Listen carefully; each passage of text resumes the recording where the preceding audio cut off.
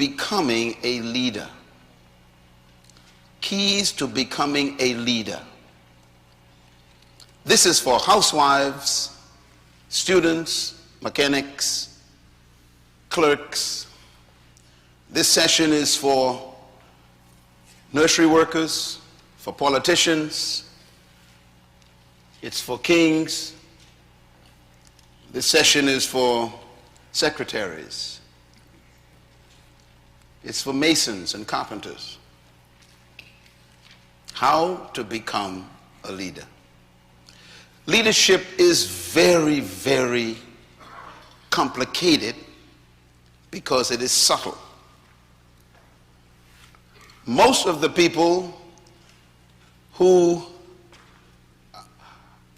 we call leaders are really not leaders. The problem is, if you don't know what something looks like, you can't tell it when you see it. I just said something important. In other words, if you don't know what a leader is supposed to be and look like, you can never ascertain when you saw one.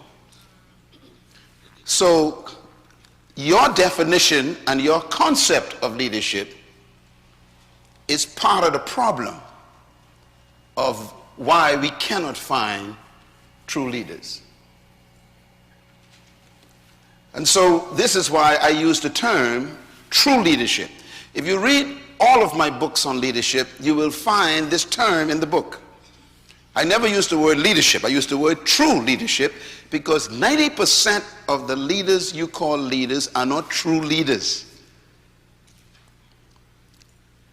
These are normally people who are professional manipulators. They wield power. They threaten people. They have the element of force. They can force things that go their way. They have an oppressive spirit where they withhold from you in order to manipulate you things that you want. They have the capacity to tantalize your sheepish emotions with their words. And you call them leaders. True leadership is usually completely opposite to each of those elements. And we're going to talk about that today. I want to begin with a few comments about leadership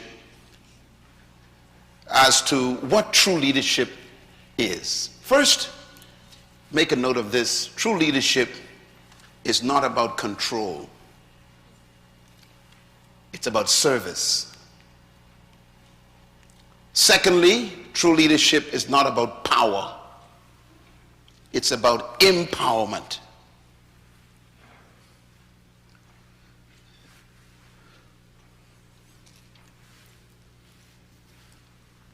Most followers would say about their leader, that's a powerful person.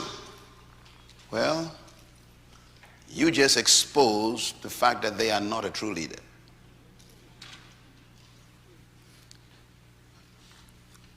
A true leader will have followers who say the opposite. That person empowered me. That's a true leader. That person made me great. That's a true leader. But we normally say the opposite. Oh, he's a powerful preacher. Well, did he make you one? Come on now. That's the question.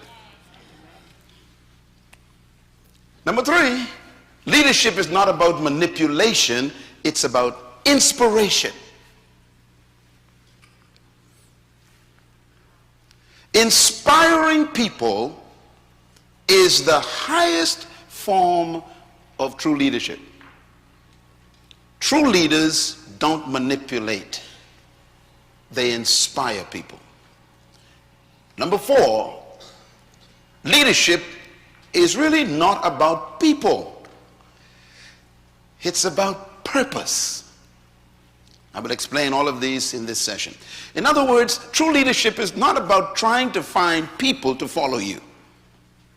True leadership is discovering a purpose that you commit to pursue. So leadership has more to do with you pursuing something than you pursuing people to follow you. True leaders, therefore, do not seek followers. And number 5, true leadership is about becoming more than doing. You know, most people that we call leaders, we describe them as doing great things. But a true leader is more about a person becoming something they discovered about themselves. They are becoming it. And in the process of becoming themselves, they inspire other people. That inspiration is what influences the people, and they submit to the leader's vision. And so these are introductory thoughts about leadership. I want to talk a little bit about the kind of leadership that's destroying our world. And I'm going to repeat this every time I speak because these thoughts are so important. Number 1, politics without principles. This kind of leadership is destroying our countries. Politics without principles. I wish I could just come here and spend a whole day on this one statement. Because this one statement summarizes most of the failure in our political arena than any other component. Politics without what? Principles.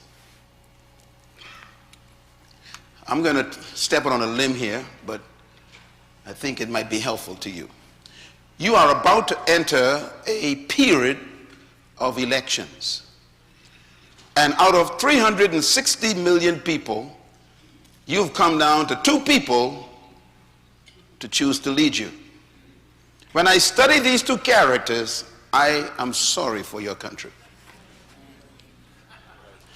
Out of 360 million people, you couldn't find better qualities of leadership.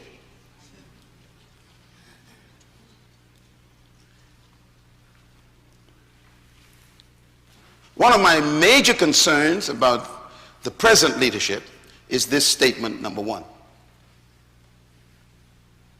That's your problem. Politics without principles. And this is what you have to deal with right now. I don't know if you are a kingdom citizen. I am not sure how you have to vote. I am praying for you. It's tough. Because the defects that exist in both are so serious that you are hard-pressed to decide between the 2. And that's because your culture, especially your political culture, does not lend itself to produce true leaders. Your culture produces deal makers.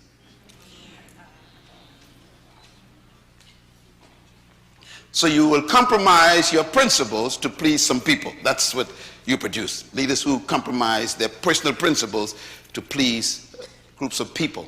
Therefore, you are no longer a leader. You are automatically being led. This is your problem.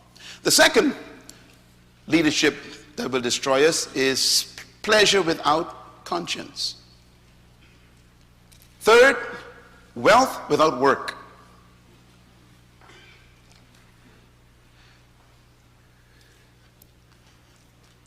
This kind of system will destroy a community when people would prefer to gain wealth without effort.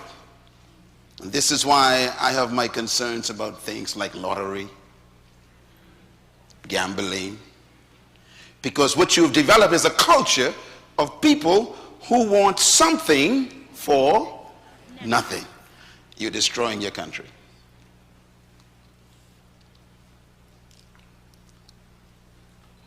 Fourth component that would destroy a country is knowledge without and character, rather. You know, a lot of smart people are using their knowledge to destroy.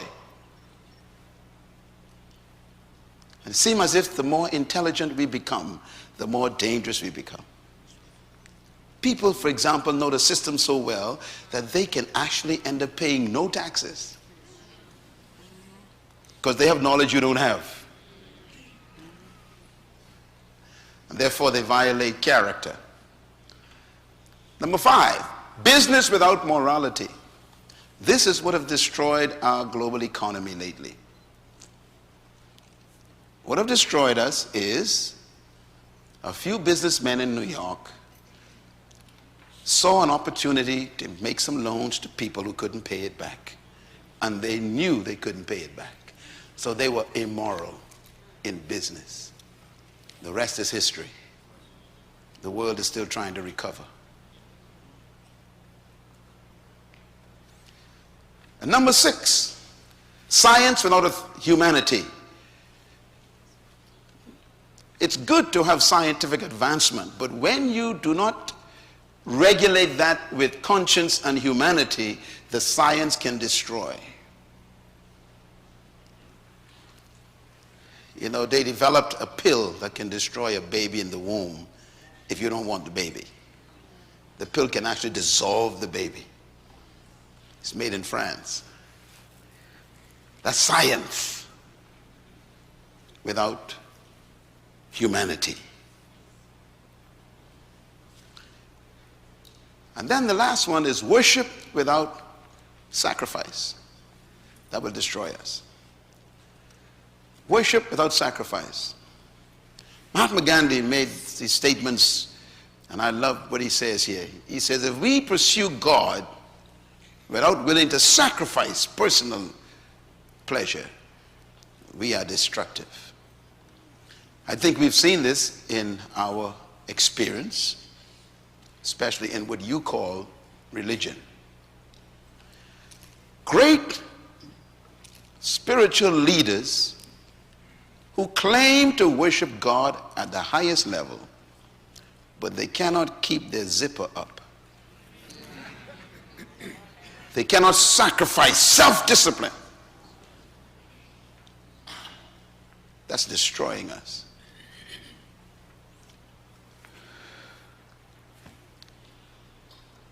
We need to listen to this list every day. Listen to it.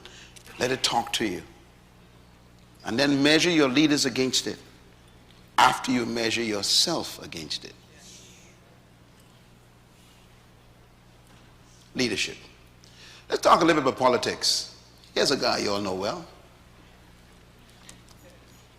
Politics without principles.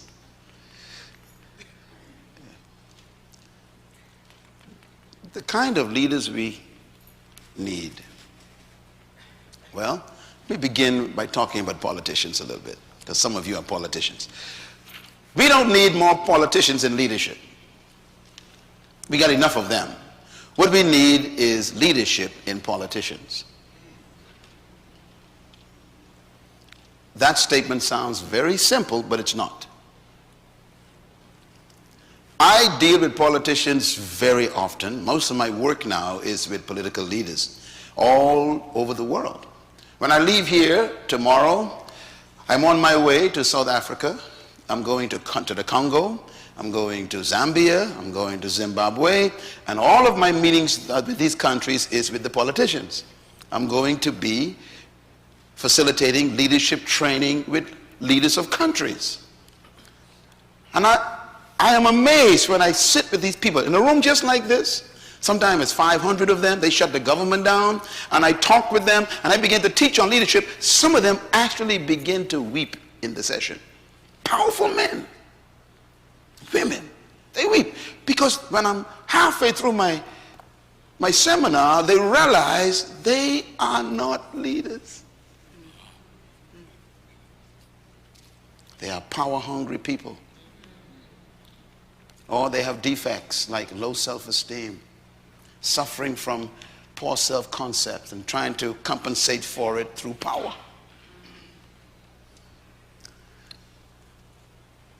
Don't ever believe that a politician is a leader. Don't ever believe that. Because the system that we have produces politicians. It doesn't produce leaders. And so you can have a politician who knows nothing about leadership, and he's leading you. What we need is more leadership in the politician, which is something that needs to be taught and trained in that person. As a result of this leadership empowerment conference, I am hoping that you will be qualified to go into politics in your local community, because your motivation will be correct. Here's another one to remember. Politicians are concerned about the next election. That's all they're interested in. That's why they cannot be leaders. But leaders are different. Leaders are concerned about the next generation.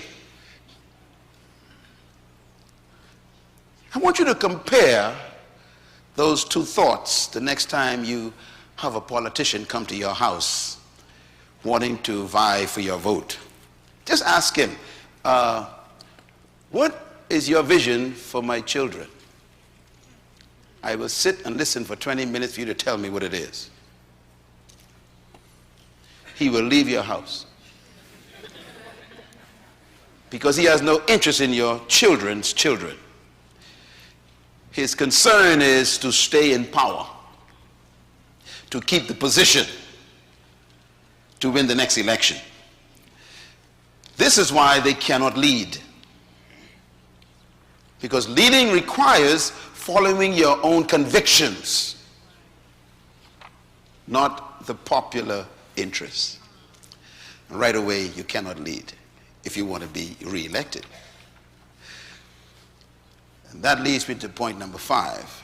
True leaders focus on purpose, passion, principles, the interests of the people, and vision. When you are going to have a conversation with a politician, you should actually try this as a test. You, by the way, as a citizen of a community, you have a right to be seen by the mayor. Hope you know that. If you voted for a mayor, the mayor works for you. Therefore, you have a right to see him. You can make an appointment to see any public officer you voted for. Did you know that? That's your legal right. If he don't want to see you, you can take him to court. That's democracy. So I want you to make an appointment to go and see your mayor or go and see your governor and just sit and say, I want 30 minutes with you, sir. And ask him about that list right there. Sir, what is your purpose for being in leadership in this city? What is your purpose? The first question will make him very nervous. Second question, what is your passion for our community? He'll be wondering what you're talking about. What are you talking about? I just want to build roads and bridges and provide jobs. No. What is your passion?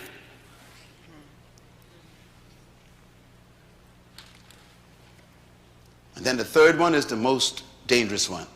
What are your principles of leadership? Things you won't violate. What are your standards that you have observed in your life that you will never break? These are the issues of true leadership.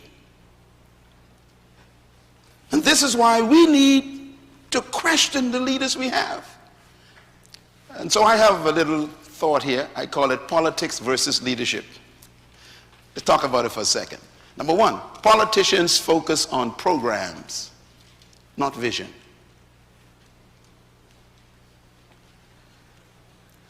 Number 2, politicians' priority is securing the next election, not securing the next generation.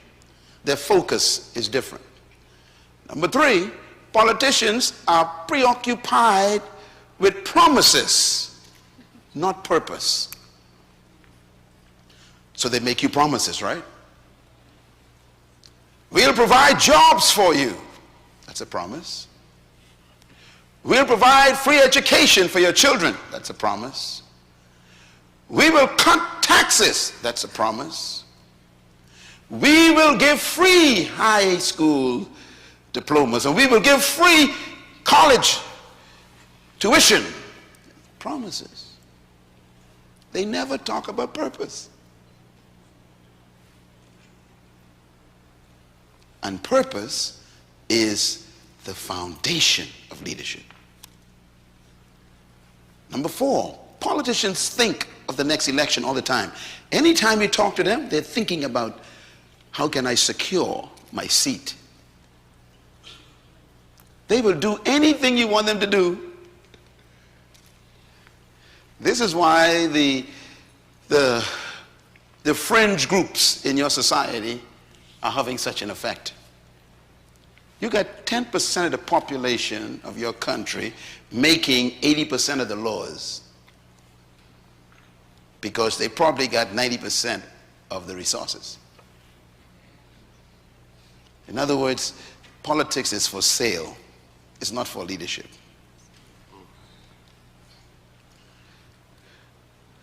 What we need is statesmen. Stateswomen. We don't need more politicians. A statesman is an interesting human. A statesman think of the next generation. You know, I had an opportunity to speak to Ambassador Andrew Young yesterday, and we were chatting on the phone, you know, and he and I have become good friends. As a matter of fact, I think he's planning to be here tonight to be with me, and it'll be good for you to hear him talk a little bit. But when you talk to a guy like this, he's a statesman. He thinks about the history all the time. He thinks about how the history affects the children that are unborn and whether they will appreciate what happened. That's a statesman. He thinks about heritage and destiny. Wow, that's a rare leader. By the way, this list can be applied to pastors because most pastors are politicians. I call them spiritual politicians. The list is the same. They are concerned about staying a pastor more than they are about making you the future pastor. They protect the pulpit from you.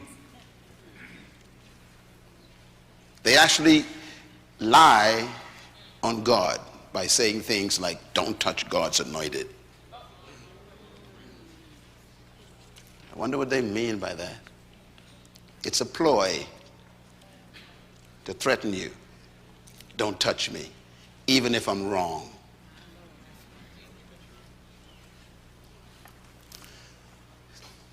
Always remember that King Saul was fired before he left the company. That's a deep statement.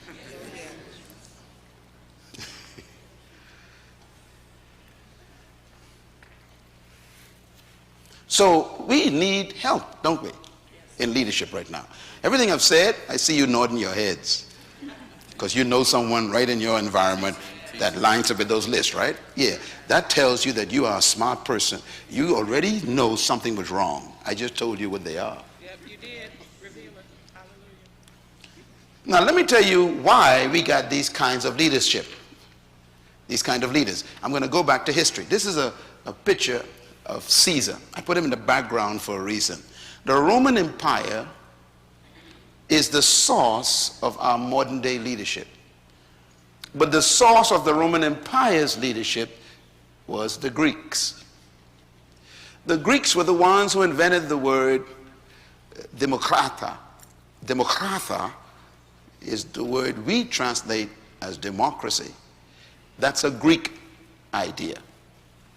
It was invented by great thinkers like Socrates and Plato and Aristotle. These were the great thinkers of the Greeks who formulated philosophies of leadership. They created philosophy of democracy. The Greeks, therefore, are known as the thinkers of history.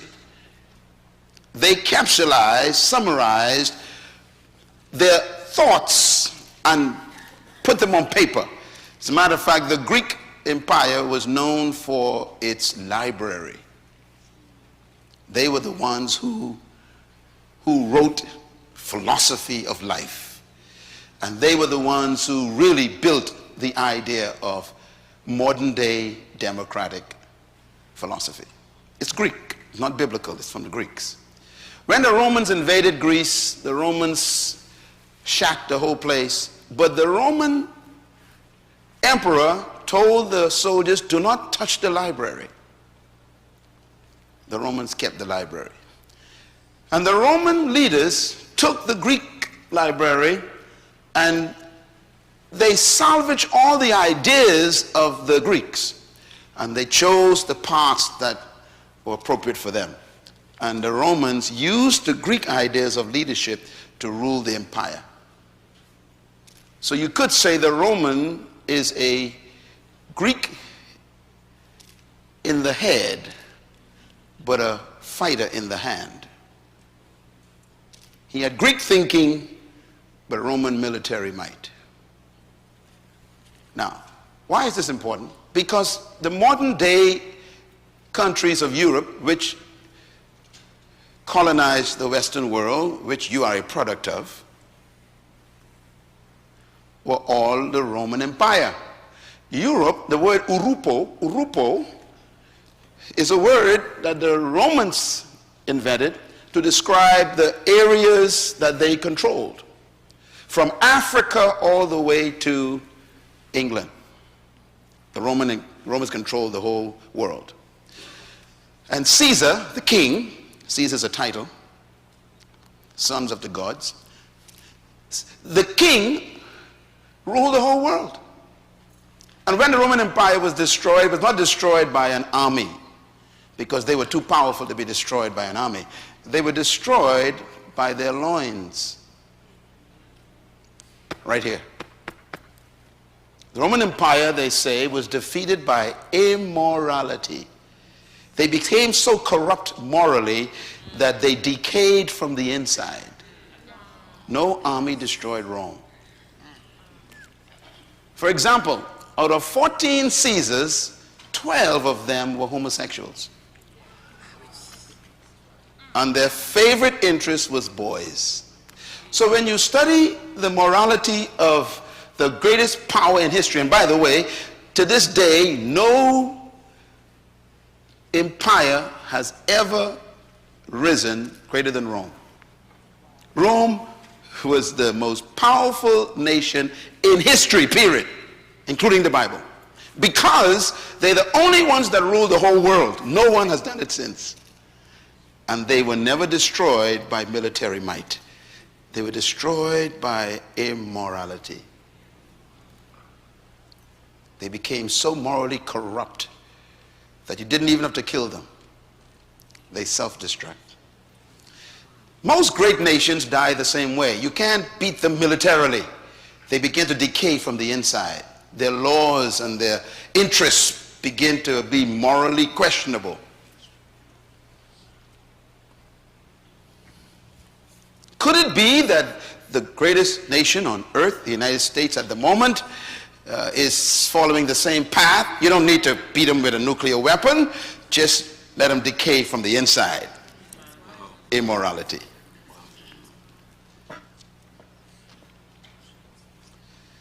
So the Roman Empire fell apart. When it fell apart, it broke up into small kingdoms. The centurions and those who were parts of the Senate, they began to scramble for what was left. And they developed what they call the multi-kingdoms of Urupo, Europe. So the kingdoms of Europe are actually the result of the breaking up of Rome. So they developed little kingdoms like Franco, Spanian. These are Roman kingdoms. Belgium, which is Belgium. Portugal. Anglo-Saxon. British. These are Roman kingdoms that break up. My point is, they are all Greek thinkers with Roman attitude. Now, if you notice, all of them developed the same interest in colonization. Read my books on the kingdom back there to get information on this. Very important to learn this to understand Jesus. Because Jesus Christ was born in the middle of the colonization process. He was actually a member of a colony of the Roman Empire. And you cannot understand the Bible until you understand colonization. So please make sure you get those books, all of them on the kingdom. Otherwise, you will never know what you're supposed to be doing right now as a kingdom citizen. It has nothing to do with religion. So the Roman Empire falls apart. They develop these kingdoms: France, Spain, Belgium, Portugal, Britain. And what happens is they began to expand. They expanded through colonization. And so they became interested in the West. And Columbus left. Columbus was an Italian. He was from Rome. He was an Italian. He also was a Jew. Columbus wanted to do expedition, but the Roman government refused to finance him. So he went to Spain. And the king and queen of Spain decided, we like your idea because we want to expand our kingdom. So they financed his trip. And he had 3 ships. And they built them for him and financed him and everything. And he came west. And he landed in the Bahamas, in a little island called, he named it San Salvador. It still exists in my country. It's a beautiful country, little island. Beautiful beaches there. That's where he planted the first cross, because he came in the name of the Catholic Church, but in the name of the Spanish kingdom. And that's why most of the islands in the Caribbean have Spanish names, because he couldn't name them in the name of the Italian government, but they didn't finance the trip. So wherever he went, he had to claim it in the name of Spain. And this is why most of the countries in the Western world are Spanish-speaking countries. Mexico, Guatemala, Guadeloupe, you got Brazil, Colombia, you got Chile, you got Venezuela. I mean, most of it is Spanish because they financed the first trip. He claimed the areas first, subdued all the natives, and then the French came and they did their part, and then the British came and did their part, and the Bahamas used to be actually a Spanish colony. The British fought the Spanish and won. That's why I speak English. I was supposed to be speaking Spanish. It depends on which kingdom took over.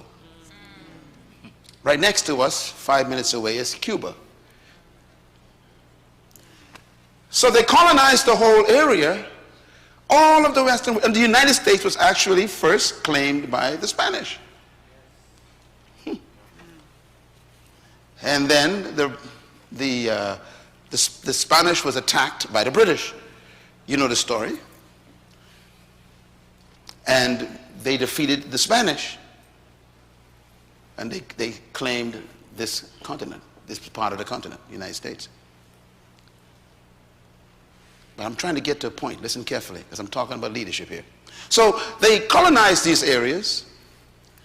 And remember now, a kingdom expands because the glory of a kingdom is territory. Again, to understand the Bible, you have to understand that principle. Because God is a king. That's why he created the universe, to expand territory. Okay, so here he is. We got these leaders. They wanted these kings. All these are kings. They want to expand their territory. And they take over these areas. And they came to the Caribbean, came to Central America, South America, North America. And of course, they're looking for wealth in the land. They're looking for gold, looking for diamonds. They weren't looking for oil at that time because oil was not important to them. Wealth was land, agriculture. Why? They were an agricultural society. So those who had good land became powerful kings. So when they came to these areas, the Caribbean and South America, Central America, and this area called Americas, they realized they had a lot of land, and they tried to domesticate the local natives to work for them under force of arm, of course, and the natives couldn't handle it. Some of them ran, some of them fought. It became very difficult. And the Portuguese were the first ones to go to Africa, and they discovered more land. And then they found some strong people, they said. This is all in history. And they realized these people were stronger than the ones that were in the territory that they discovered. They could live longer, last longer. They were more sturdy. They could handle the sun. You know, the Indians, the Aztecs, and all these folks, they couldn't handle the weight of pressure. And so they shipped these people over to work in the farms. We call them plantations. And they literally made them chattel, animals. Just like an ox. You were here to work. And so the slave trade became a reality. It was all economics. No slave was ever bought from African continent because of love. It was all economics. And it hasn't changed much. Okay, so we have now this problem of this trade route taking place. And you may ask, why did all of these kingdoms do it? All of them did it. The French did it, the Spanish did it, the Portuguese did it, the British did it. They traded in people. And they chose Africans because they were more durable. They actually used to breed people because, you know, they were stronger. They'd breed. They would choose the strongest male and the strongest female and put them together and have sex to produce a stronger slave. That was the element of today. And this is why we lost families, because they didn't care. You know, if your husband was strong and you was weak, they take your husband away from you. They find a woman who was strong, your husband was weak, take her, put them together. And so the destruction of the family component, even psychologically, was a reality because of economics. You know, to sell a strong slave made sense. You get more money for a stronger slave, whether it's a male or female. So this was the concept. Now, the question I want to ask you is, how could humans do this to humans? That's the question I want to deal with. Because these were leaders doing this. Well, I got the answer for you. Because here's what the Greeks believed that the Romans adopted that became the foundation of leadership for the kingdoms of Europe that created our countries today. The philosophy of the Greeks. Number one, they believe that leadership is a product of natural endowment. Now, those of you who studied philosophy would have read some of Plato's writings and Socrates' perceptions of men. You'd have read Aristotle's concept of the value of human. And you would find that these principles are in their philosophies. They believe that a person was earmarked to be a leader if they had certain natural endowments. That means if you didn't have these natural endowments, then you were born to be a slave. This is Greek thinking. Let me put it another way. Number two, they believe that leadership is a product of birth traits. You can study this on the internet. It's all there. The Greeks believed that if you had certain traits, you were automatically born to be the ruling class. And if you didn't have those traits, you were born to be the serving class. If you do some research, you'll discover that some of the traits are shocking. For example, the Greeks believed that if you had fair pigmentation, you were created to be a leader. Fair pigmentation. Well, that rules me out. They also believed that if you had thin lips, this is written in their doctrine, then you were designed to be a leader. So that rules me out. Then they said, if you had pointed noses, the gods chose you to be a leader. Well, you know I'm out twice. Then they said, if your hair was blonde and your eyes were blue, you are definitely designed to be the leader. Have mercy on me. Okay, this is not funny though. Think about it. This is what they believed.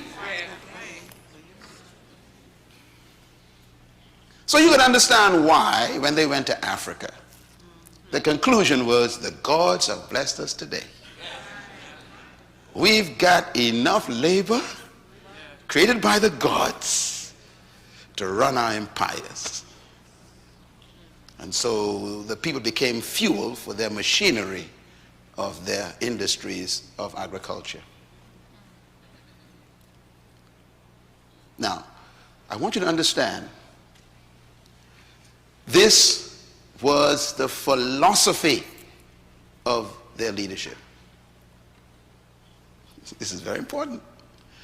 In other words, treating you like a non-human was not a matter of conscience. It was natural. You don't have the traits. So you were born to serve me.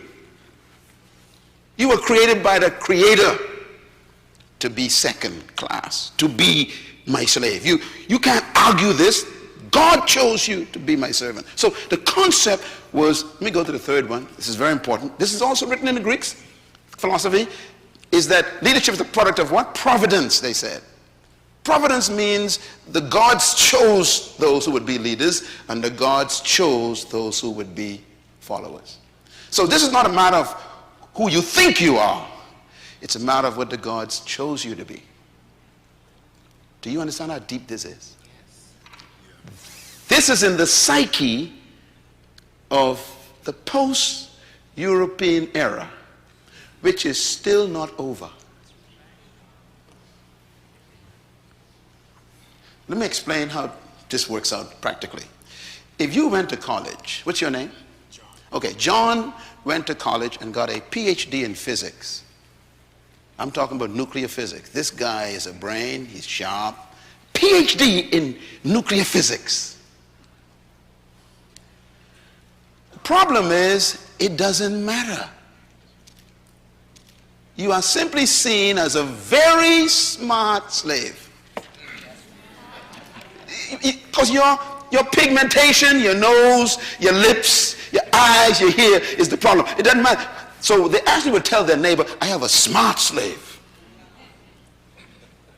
In other words, educating you think changes you. It doesn't. It ain't the brain that makes you different. So the system, the culture, doesn't translate your PhD into being a superior human. It says you are simply a superior thinking slave. So it doesn't matter how much education you get. It doesn't matter how much accolades you put behind your name. It doesn't matter how much you achieve. In the Greek mind, in the Roman mind, which is the leadership that came over, you are still a slave by providence. Do you know that they actually created a theology for this?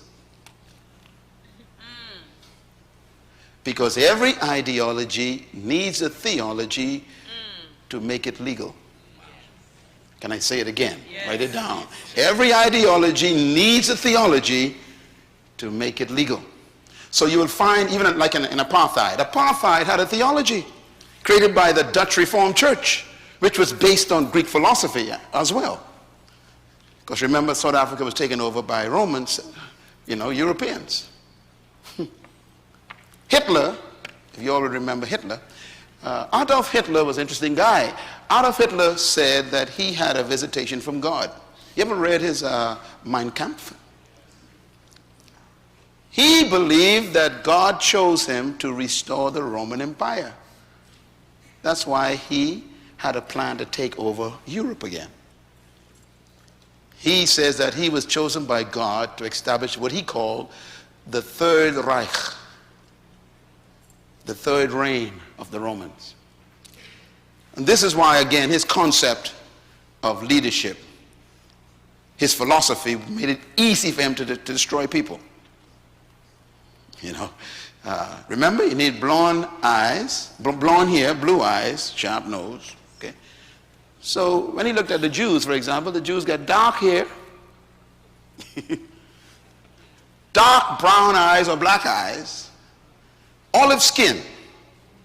He said, they were designed, they are rats to our society, he says. They are sucking our blood. We must kill them. Why? These are not real humans.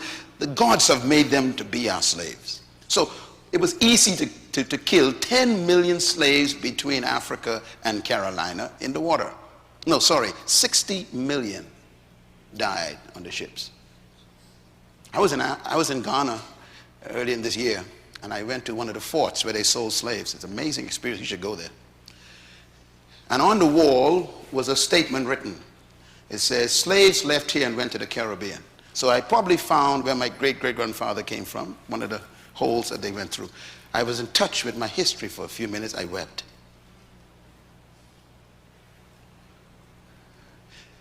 Here's my point.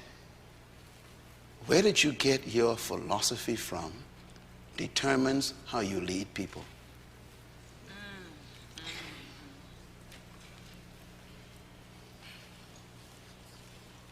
The way you think about people determines how you lead them or destroy them.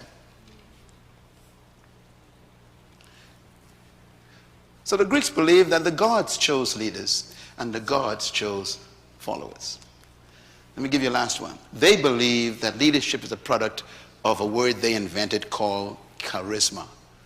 The Greek says leadership is a product of charismatic personality. They actually defined it, Plato defined it. He says charismatic personality is the gifts of the gods. And he defined some of the gifts like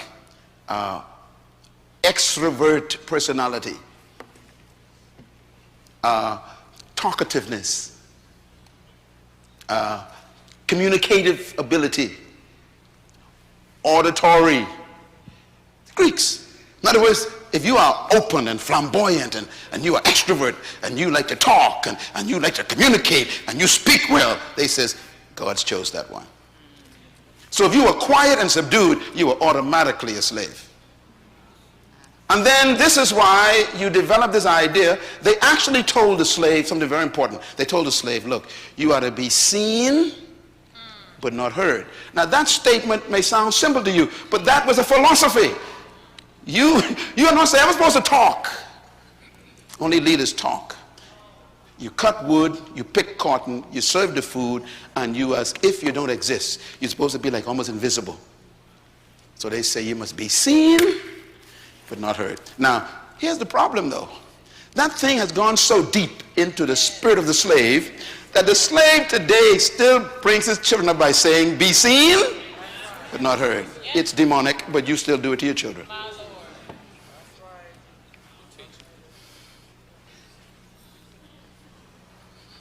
So when I call you up right now to make a speech in 5 minutes, you're afraid to come. Why? You've been successfully subdued.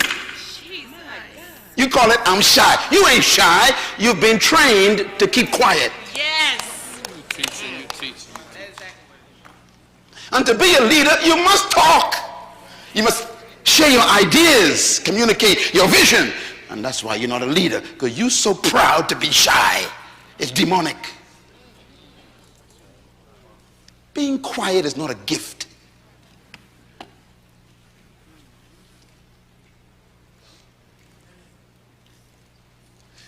So, it's leadership.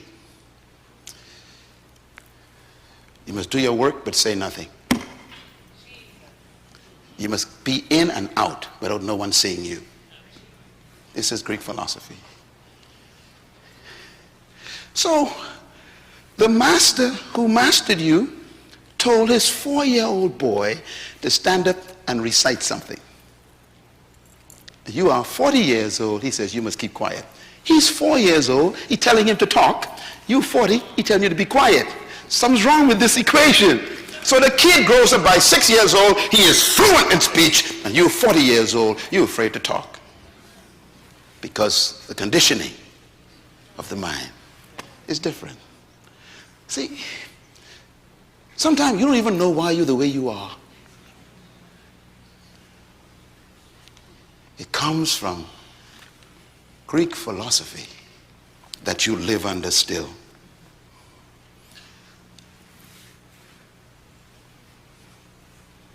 This is probably why it's difficult for many people from the oppressive side of life to emerge as great leaders in industrial states, because they are dragging a heavy history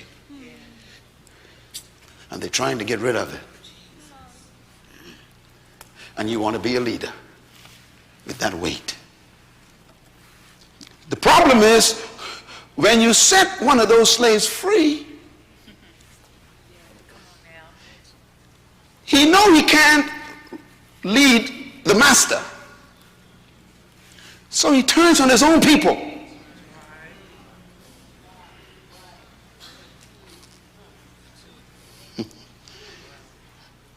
And he has to imitate the master. So he tells you, keep quiet.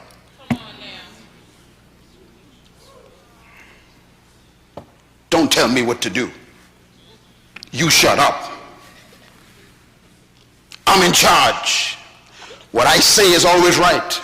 It's my way or the highway. This spirit is a mentality of a slave with a little bit of power. And so you end up abusing your own people because you are mentally sick from historical damage. And then you want a title. Listen, this is why you need a leadership seminar like this. First of all, to identify your problem. I'm not impressed by you telling me you are a bishop. It means nothing to me. Let me quote something from the Bible that's very important. Very important. It's found in the book of Ecclesiastes, I think it's chapter 11. Solomon says, woe to the land when a slave becomes king. Let me quote it again. This is in the Bible. Woe to the land when a slave becomes king. The word woe is the worst word in Hebrew. Jesus used it a few times. It's a curse word. It means damned you. It's a horrible word. Okay, let me quote it one more time. Damned is the people in the land when the person in charge thinks like a slave. Woe to the land when a slave becomes what? King. Let me tell you something. Putting a crown on a person's head doesn't change their mind.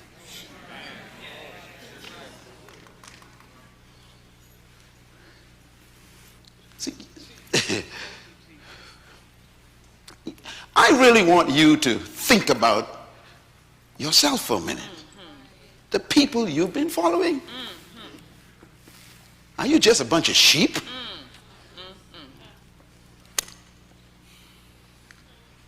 Are these people free who are following you? Or are they parasites feeding on your fear? Propping up their own insecurity by your submission. Ladies and gentlemen, I have come with anger in my heart because I was there. It's a sad place to be. Lost and don't know it. Blind and thought you could see. We are victims of a leadership philosophy that is still controlling us today. So you go to work on Monday and you see the master in the department and your whole body becomes afraid. You are still sick. Then you see one of your fellow brethren and there's no fear. How come you have different responses to these two different images? Because you are still sick in your mind and you have a title. Please buy this CD. This is one you got to give your kids, because you see, if you don't get this straight in your head, you are simply a well-dressed, highly educated, powerful, crowned slave.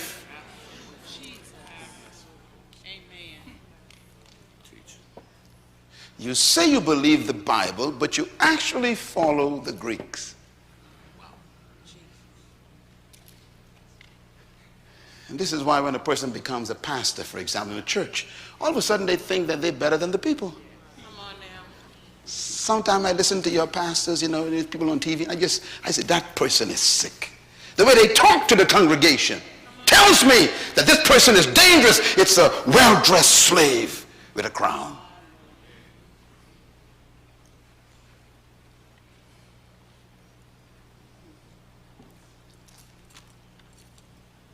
Where did you get your leadership philosophy from? You got it from the Greeks, because whoever colonized you convinced you. Jesus never said that anyone can set you free. You thought, for example, that people, like Nelson Mandela, Mahatma Gandhi, Martin Luther King Jr. set you free. That's a lie. No human can set you free.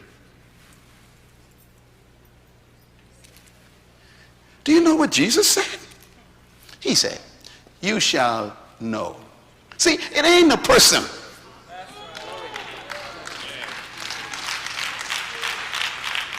I could come to this seminar and teach you for 3 days on how to influence people. 10 principles of leadership, 5 principles of organizational development, 10 principles of management, and you'll still walk out of here as a well-educated slave. That ain't your problem. Your problem is you are still blinded and overpressed by something you never even knew you had. That's why you got to go back in history and find out where it came from. Then you go back and root it up. The Greeks do not define Miles Monroe anymore.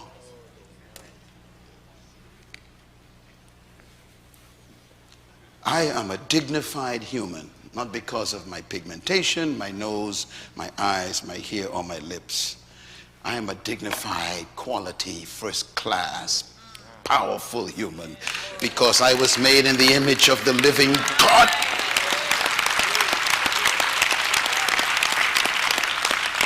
And I wouldn't give you the right or the privilege to put value on me. You have no idea how much I'm worth. Mind your own business.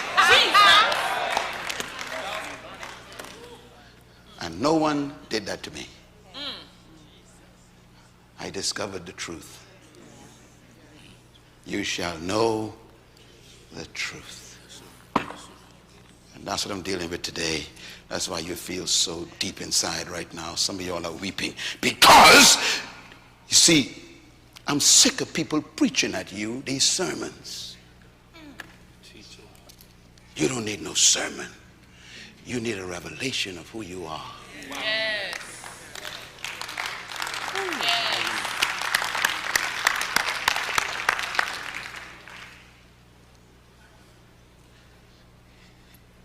No one makes you a leader.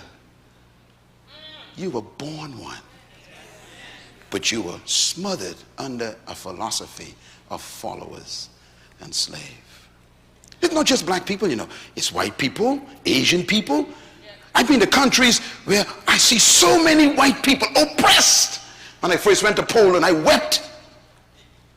Same spirit of oppression. My wife and I went to Hong Kong, I wept. The Chinese. See, anyone that robs you of your value is demonic. Amen. Oh, amen. Amen. And that's why my books are in 60 languages now, in 112 countries, including Mandarin. And they're inviting me to come to these countries. They don't care about how I look. They said, what you're saying is so true, we need it here in China. Because people don't set you free.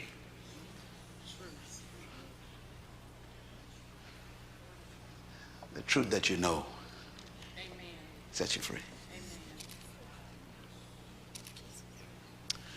Ladies and gentlemen, let me give you the original philosophy of leadership. This is the one that the Greeks didn't know about. It was written long before the Greeks became an empire. It's documented in the first book of Moses. First of all, the original philosophy of leadership believes that trapped in every follower is a hidden leader. That means, number two, every human was created to lead and designed for dominion. That's a belief system. Number three, leadership potential resides in every individual. Whether they discover it and use it is another issue, but it does reside there. Inside of you is an awesome leader. You know, this is why, for example, whenever you give a person who is oppressed an opportunity, they always excel. You know why? They were a constipated leader. You look at the Olympics, for example. You know, you're like, wow, man, these little countries that have nothing, like the Bahamas. We beat America, remember? We whoop you all in the 4x4. Why? We ain't got no programs in the Bahamas. We ain't got no government scholarships. We ain't got no place to practice. We just constipated for 200 years. Tell us, give me a chance to run. I'll run you out of your place.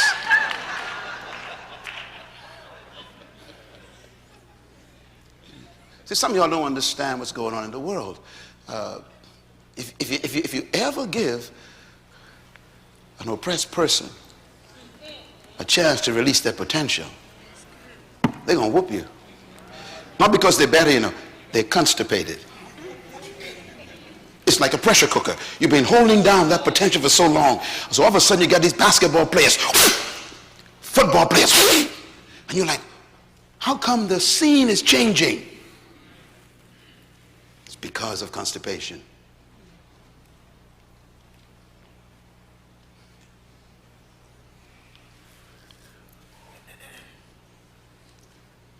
Number four, philosophy. You were born to lead, but you must become a leader. Number five, true leadership is self-manifestation. It's not a matter of going to a school and learning some principles.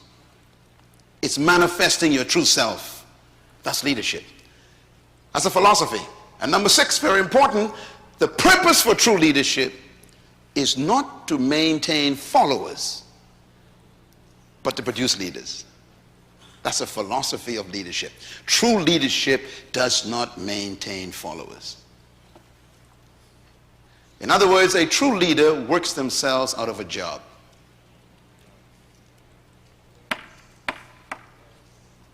True leaders are always moving.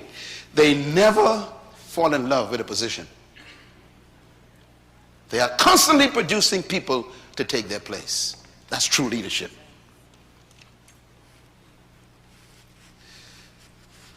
True leaders are not married to their titles.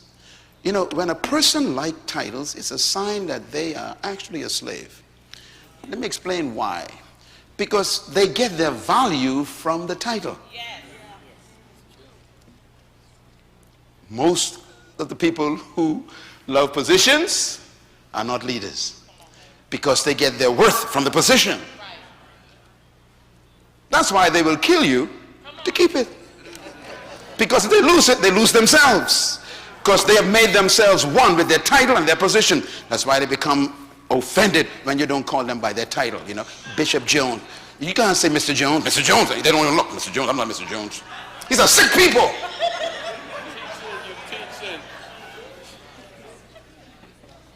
The more titles you need, the less you are a leader.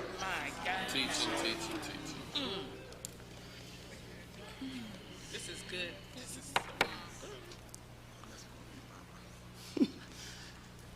You know, sometimes I smile.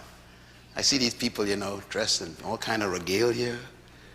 I mean regalia. And they got 10 titles behind their name, you know. Right Reverend, Honorable, Bishop, Eternal, Potentate. You know, and I'm like, this guy is totally sick. I would never have lunch with this person. It's too much weight to carry at lunch. The more successful you are as a leader, the less titles you need. Can you write that down, please? Yes. What did I say? The more successful you are as a leader, the less titles you need. Always remember that. As a matter of fact, your goal in life is to reduce yourself to your first name. Because even your last name is not yours.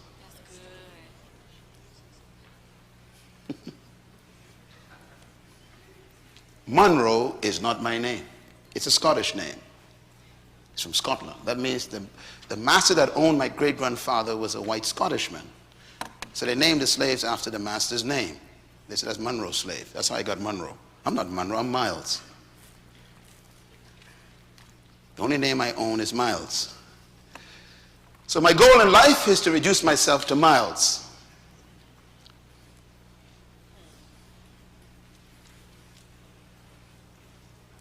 When you read the Bible, it's intriguing, isn't it? Yeah. You want to see great people? Read the Bible. For example, we don't say Reverend Dr. Bishop Moses. Come on now. What do we say? Moses. How come we don't say the right Reverend, anointed, powerful Joshua? No, we just say what? Joshua. We say Daniel. We don't say Bishop Hezekiah. You say Hezekiah, Jeremiah, Isaiah, Ezekiel, Hosea, Joel, Amos, Obadiah. You know what Jonah said? You know what Micah told us? Haggai prophesied. Malachi said. How about Matthew? Not Bishop Matthew. Mark. Oh my God. If you call your pastor Luke, he'll kill you.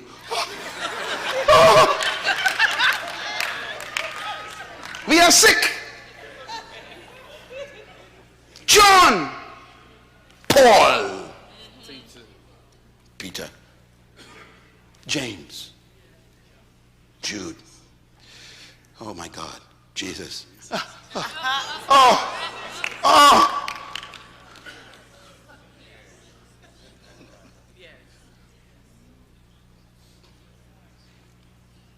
You could tell how effective you are by how many titles you get rid of. Teaching. Martin, JFK. Not even the name, JFK. How come you need so many titles? Because you ain't doing nothing. Clap your hands right there. We need folks who could be leaders.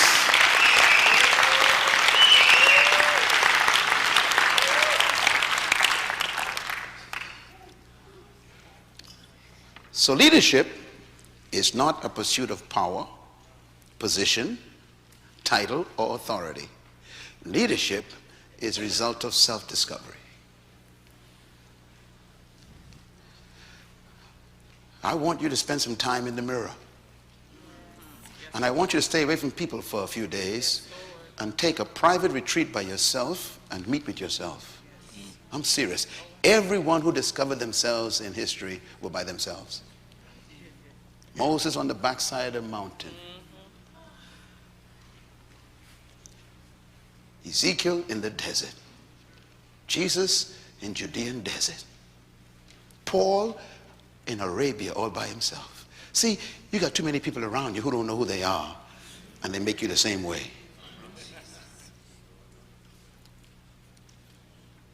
Spending this day away from your office and your family is one of the most important decisions you made. This conference could change your life forever because you are in a different environment. The noise of life can drown out who you are. I found mine at 3 o'clock in the morning as a little kid on a dirt ground in the Bahamas when the whole house was sleeping. And I had an argument with God. And I said, God, you are prejudiced. I was mad. I was 13. Because on one side of the wall was the white people, on the other side was the black people. It's a wall in our island that separated us. And I said, God, are you the same God that they serve? Because if you are, I don't want you to be my God anymore. And my daddy served you all his life. He's a pastor, and I don't want to be with him nor you. I was mad. No one knew what I was going through at age 13. The house was sleeping. The rats were running through the yard, and I was in the dirt. I was mad. You know your problem is you don't get mad enough. God answered me that night. He did. Matter of fact, God saved himself that night because I was about to get rid of God. God loves an honest heart.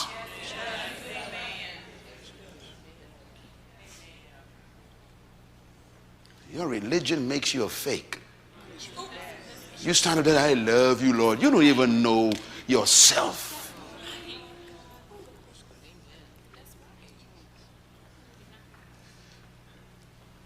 I became angry. And he introduced me to myself that night. And everything changed. That's why I'm the way I am now. You can never influence me negatively. It's too late for me. Your opinion means nothing to me because I know who I am. And you need that. You need to get there to become the great man you were born to be. You are exactly what they made you.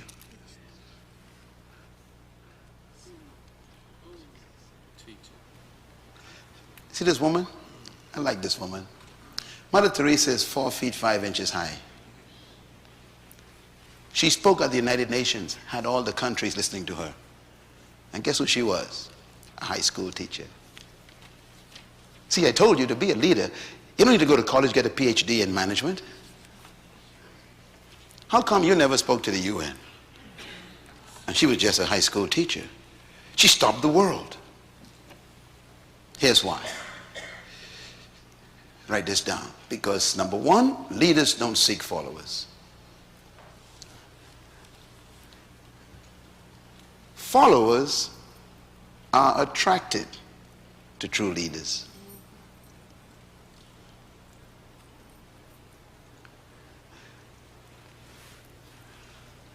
But they are not attracted to the person,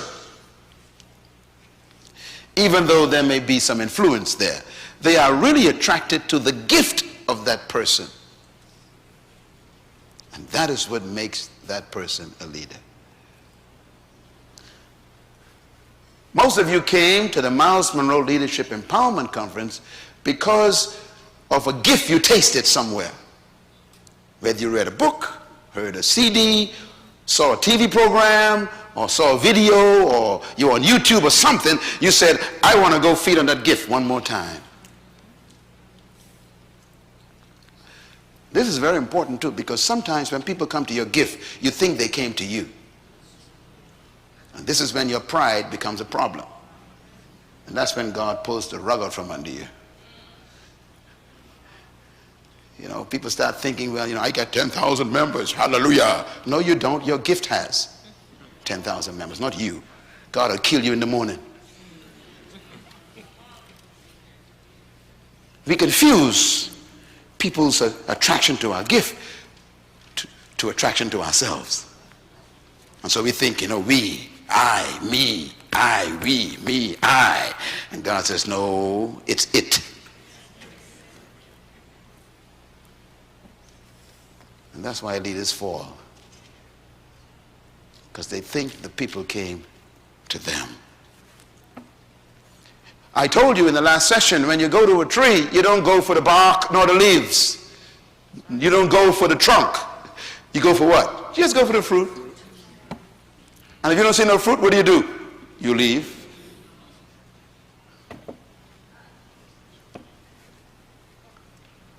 When a leader falls, because he or she thinks that they are the thing, we wonder why there's a scattering. It's because the leader confused the trunk with the fruit. I'm just a servant. I'm serving you my gift, that's all. This ain't about me. It's my gift.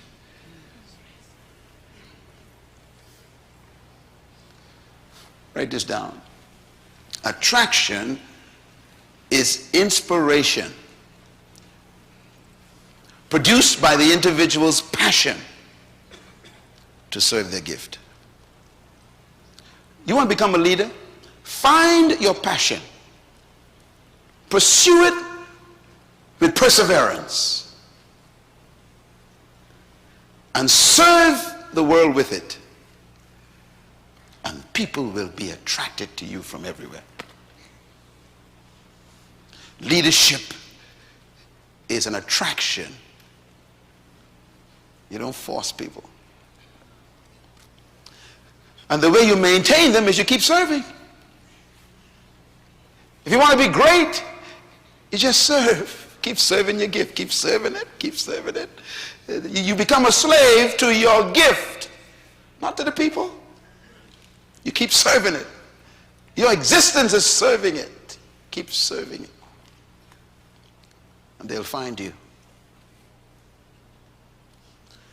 Last year I got over 800 invitations to travel around the world.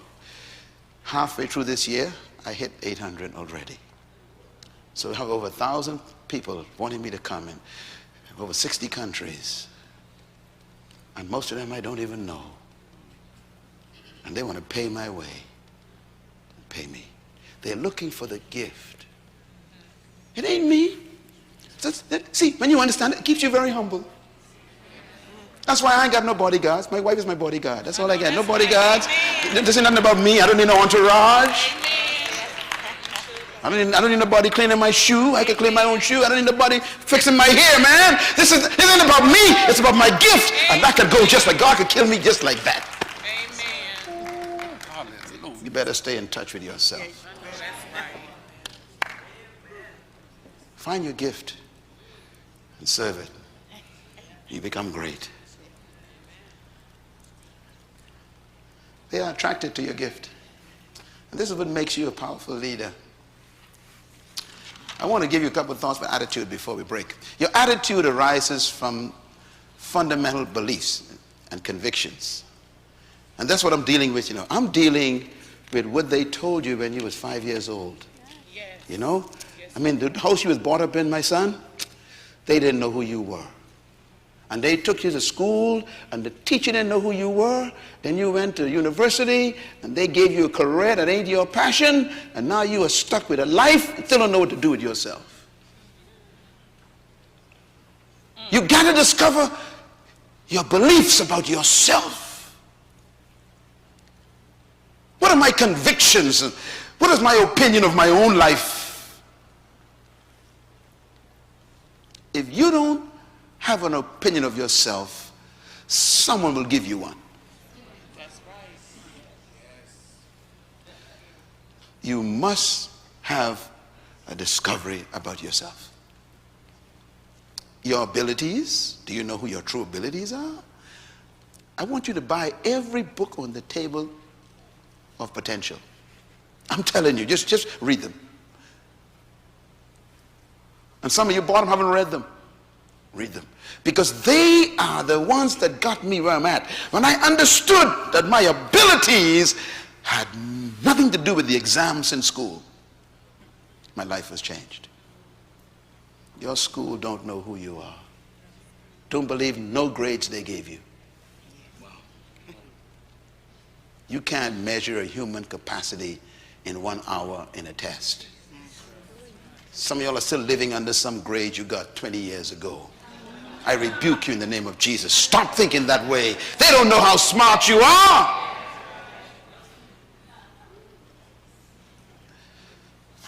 I got 3 bachelor's degrees, a master's degree in administration and leadership. I got 5 doctorate degrees bestowed upon me. I don't trust none of them. Why? When you become impressed by someone's assessment of your ability, you become trapped. You can't measure how smart I am.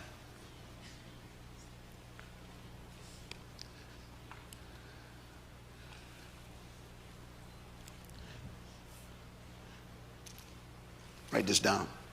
Your ability to lead depends on the attitude produced by your self-image, by your self-worth, and by your self-esteem.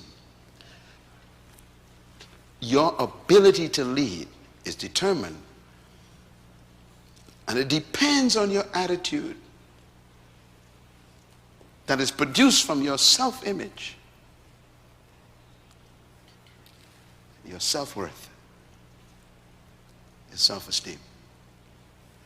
Let me give an example. I know I am important to the world. That is a statement of self-esteem. I know the world needs me. They need what I'm carrying. They need this. That's a statement of self-worth. I am valuable to you. I wasn't born like that. They told me I was worthless, remember? The Greeks told me that I didn't have blonde hair. So I had to get information from somewhere else. I got it from the manufacturer. His manual, the Bible. It taught me I have his image. What an image to have, a self-image. The image of Jehovah. Wow. And according to him, nothing is impossible. Brother Dixon, what they told you about you was a lie. Don't believe them.